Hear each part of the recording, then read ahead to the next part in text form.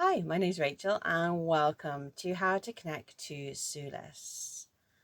Goddess Sulis is a British goddess that is associated with a very specific place, a hot spring in Bath, England. She was believed to be the guardian spirit or the personification of the hot mineral springs and water there that were believed to actually have healing properties. During the Roman occupation of Britain, this spring was turned into quite a vast religious complex, and at this time she was equated with the Roman goddess Minerva, both of these goddesses being goddesses of healing. Sulis can support you with exploring the element of water as a healing tool and a tool to support you in rejuvenation and restoration on your spiritual path or as part of your well-being practices.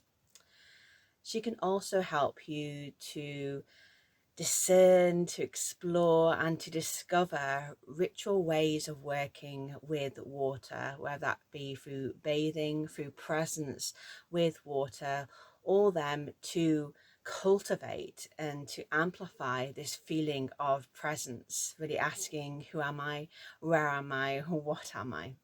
And so here are my top 3 tips for connecting to her. My first tip is to connect to her in the liminal realms. So these are the places where they say that the veils are thinner, kind of between this world and the other world. So in her complex in Bath, the Romans actually created a tunnel. It was a darkened tunnel, so you'd go through the darkness before you approached her spring. And this was to create this idea of going to another realm. And water is one of the liminal realms that we can use to connect to and to give and receive between the other world and this world, the earthly realm, the spiritual realm, and also the above, the below, the in and the out, the before and the after. Also, as well as water, another liminal realm is the realm of sleep. And it was common in Mediterranean, Greco-Roman healing temples to actually go there and sleep. And the same was done at the Temple of Sulis. People may have experienced sleeping there. To be able to receive dreams that were curative or would give insights and revelation. And so you can meet her in these same spaces. So perhaps meditating or creating ritual in or around places of water if it is safe to do so. Also, if you want to connect to her as a solar goddess, of which she was, then you may want to connect to her, I would say, at the rising sun, because of these healing ways of creating a new beginning. So the rising sun is when that warmth is rising, just like the warmth rose through her waters. And also it connects us to this idea of a new beginning, a fresh start of healing, moving on from the time of pain into a time of starting and beginning something new, a new path, or just moving forward. You may also want to connect to her through bathing, such as having a bath and then having this ritual of bathing before you go to bed. So you're kind of starting off a meditation or a ritual in the bath, and then you're continuing that meditation into the sleeping realms, into your dreams. And in any of these, inviting Sulis in. Maybe if you have a question, you may want to write it down. Write it down, dear Sulis, or just ask her to be present with you. Ask her to bring some insight, perhaps into your dreams. My second tip is to create a bathing ritual. So let's explore that a little bit more deeper. So her waters, of course, were developed to be able to go and bathe in her water, to have the waters, offer their healing when you were immersed in them.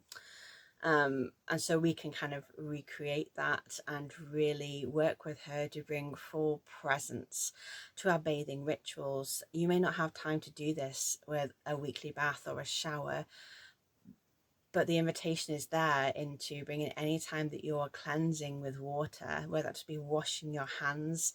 You could even have a foot bath, you know, even just washing the dishes, perhaps, but bring that full presence into any time that you are immersed in water. You can do this by engaging the five senses. So with sight, you know, observing the water, how does it look? Look at the bubbles, where it's flowing, the colors and the shapes that are being created. The sounds, through hearing, the sense of hearing. What does the water sound like? Can you hear the gushing, perhaps? You know, the sounds of the moving water, perhaps moving it around with your hands. And then we have the sense of smell. So perhaps maybe you could even smell what the water smells like, you know, the different temperatures, because it does change with temperature as to how it smells. Also things like essential oils you may want to use, you know, bringing for sight and for smell, bringing in things like essential oil, flowers, you know, into your bath. What else we have taste. So you may want to bring something like a herbal tea, your favorite beverage, and have that perhaps as a water connection, a moment to be present with that. Let me just check over. Oh, touch is the last one.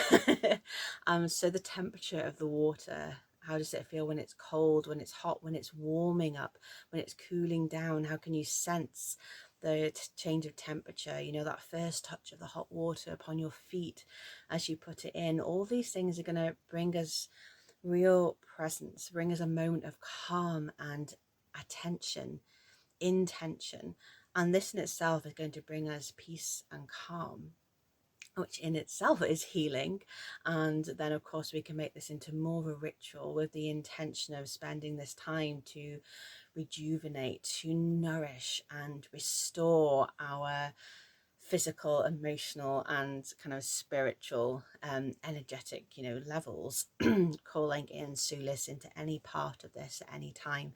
If you want her to just be present with you, or if you have a specific healing that you want to, you know, help her with, like her waters were known to help with gout. So, you know, if you're bathing your feet, you know, they may want to ask for her something very specific. And then my third tip to connect to her is to have water present on your altar or in any kind of ritual that you're having or doing with her.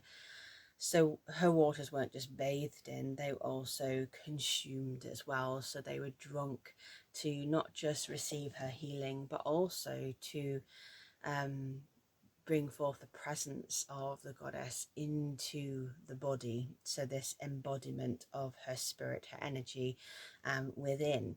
So there's a few ways that you may want to use water in this way. You may just, if you're making an altar to her, is just to have some mineral or spring water. And that's the type of water that I recommend for using with her.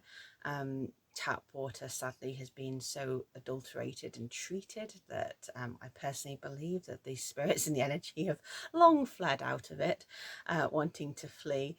So spring or mineral water, if you can access that. And then you may also want to use it for anointing. So it's one of the things that I do when I first approach waters, is I will always anoint myself with that water as a way to open communion and co-creation with that.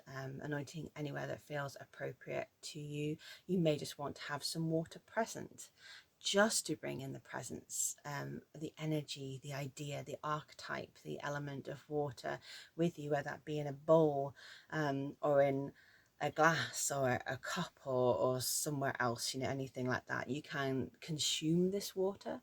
So once you've asked perhaps Sulis to bless it, you can then consume it as part of the ritual. You may want to charge spring water or mineral water that you have with the solar rays, so putting it out into the sun and having that as an extra kind of amplification, but just bringing it present in any of these simple and small ways, and just having it there as a reminder of what water really represents, or as that vessel to contain or invite the presence of Sulis into that ritual or that space, or then eventually into your body as well. So these are my top 3 tips for connecting to Sulis. If you want to take this a little bit further, then I do have a guided meditation to journey with Sulis Minerva, that you can meet her and receive her healing and her wisdom that is most needed by you now. And also I do have a full workshop on working with Roman water deities and what water meant in ritual and religious observance and deities in ancient Rome. So both of those things can be found in my membership, Wolf Woman Rising Wisdom School. You can go and find them. I'll pop the links down below for you. If you want to know any more about specific gods and goddesses in ancient Rome, then I have books on Minerva, on Pantheon, the Romans, and I'll pop the links down below for you to find out more. But of course, any questions, anything you'd like more insight on, or for me to share more about, then I'm more than welcome any questions down below, or maybe share your biggest takeaway, the thing that you're going to apply or introduce into your practice or into your week. And I hope that this all supports you in connecting to Sulis and receiving the great healing and presence of her waters. Much love to you.